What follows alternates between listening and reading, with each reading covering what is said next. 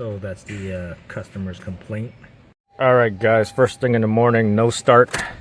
Had to push the car in. Oh, it kind of wants to start, but it doesn't start. So let's see what's going on here. I got the battery charger on there because battery's dead, of course. So it does crank, just doesn't start. So yeah, let's get right into it. Yeah, so I might put in a battery that I have on my bench that's still better than what's in the car right now. And then yeah, I'll go from there. Before we get too ahead of ourselves, I'm gonna scan it for codes, but as you can see, system lost power. So, well, maybe, hopefully, maybe something will show up. So just gonna boot up the scanner here, right, and then yeah, see if there's any codes, and then we'll go look elsewhere.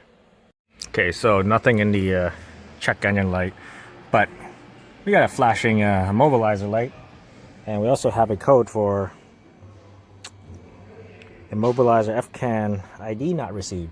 So usually those immobilizers, do they cut injectors? Yeah, I think they cut injectors. So I sprayed a little bit of brake clean in the intake, and guess what?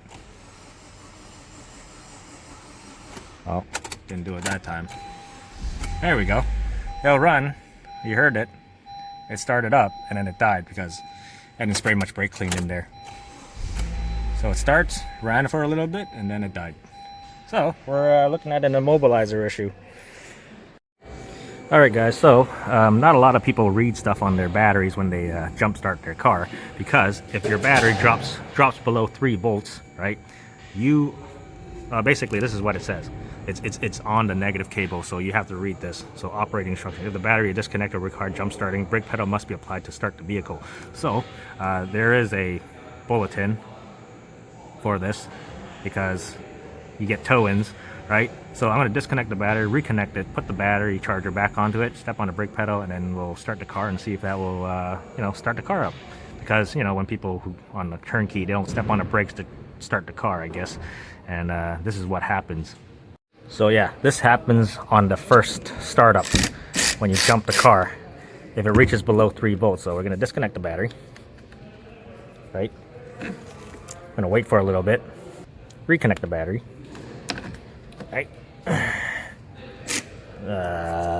Tighten. I got to tighten the terminals. Tighten the terminals. I'm going to put the battery charger back onto this so I can crank over. Right, there we go. And then we're going to go inside and crank the car over and see if it works. On that bulletin it says when the battery reaches below 3 volts, right, and you crank the car without stepping on the brake pedal, the little red light on the dash will flash, the immobilizer light, only for the turnkey. So you got to apply brake pressure and then crank the car to start it. And yeah, there we go. And that was the issue. I guess the battery is just dead, right? Because they did say it cranks and then it dies. Yeah, anyways. So yeah, that's basically it. So if you guys have a you know, 16 Civic and up, I guess, you know, for you guys 10th gen Civic with the turnkey, right? And your battery's dead and you're cranking it, it won't start.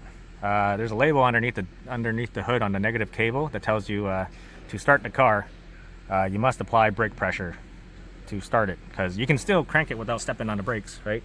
So let me show you. See, it'll crank without stepping on the brakes. So the initial start, I guess the initial first start, you got to step on the brakes for it to crank, or to start, I guess. And that's basically it. But other than that, this car just needs a battery. We're gonna put in the battery. It is the original battery, and it's a 2016. So that's like what, 7-year-old battery. So it's pretty much due. So I'm gonna go recommend the battery, and that should be it. So if you guys are having issues starting your car on your 10th gen Civic with a turnkey, and you know, you went to start it and it won't start and it just cranks, yeah, make sure you step on the brake pedal when you're cranking it on for the first time when you're jump starting it to actually start. So yeah, this is weird. Anyways, hope this helps somebody who are having problems starting their car on their, Civic. And thank you guys for watching.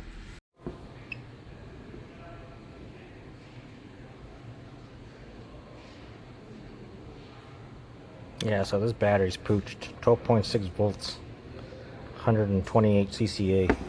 So definitely needs a new battery, and it's the original.